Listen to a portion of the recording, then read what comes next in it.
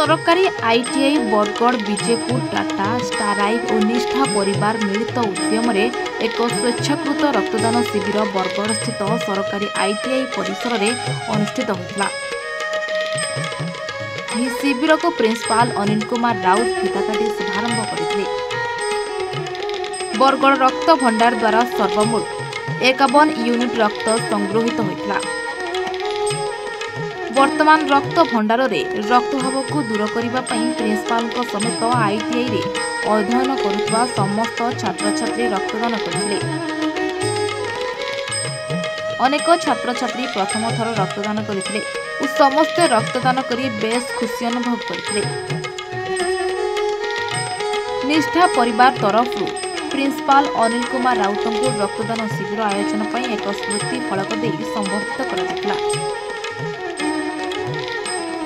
शिविर को Bijepur ITI principal Jayant Kumar सामल, trainer तेजस्वन नायक, Bargarh ITI trainer अनुकूल सराफ एवं अन्य कर्मचारी और निष्ठा परिवार उपदेष्टा अश्विन त्रिपाठी, जीतू महापात्र, संपादक लोकनाथ साहू, संकेत आठा घरा, भागीरथी साहू, आशीर्वाद दास प्रमुख परिचालना करथिले। निष्ठा परिवार तरफ समस्त रक्तदाता आईटीआई कर्मकर्ता छात्र छात्री शुभेच्छु सहयोगी समस्त को अनेक अनेक धन्यवाद देते। टाटा स्ट्राइव निष्ठा परिवार government ITI Bargarh and government ITI Bijepur coordination रे आज ब्लड डोनेशन कैंप हमर सक्सेस हे परिची। मोर देन 50 यूनिट्स हम ब्लड कलेक्ट करेछु।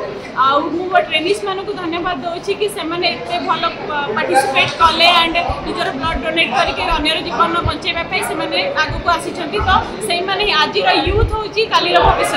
यदि से माने सजग अछथि ताला हम देश रो किछि असुविधा ही हेबनी। तो मु समस्त को धन्यवाद दोछि।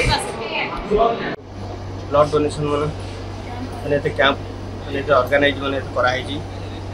प्रथम तो निष्ठा परिवार को धन्यवाद दूसरी समस्त मैंने स्टाफ मेंबर जो मैंने आसिक आज हमको मैंने सहयोग कर तो मुझे धन्यवाद दूसरी। रक्तदान हूँ एक मैंने महत्व कम। बिंदुए रक्त बहुत लोक मैंने जीवन बची पार। तेणु ता सहित आम जी स्टाफ पिला माने जो मैंने पार्टिसिपेट कर तेणु से मैंने धन्यवाद दूसरी। से आगु मैंने प्राक्ट मैंने रखिए और बहुत लोक जीवन बची पार। धन्यवाद। Bargarh Vijay Kumar Mishra report A1 Odisha.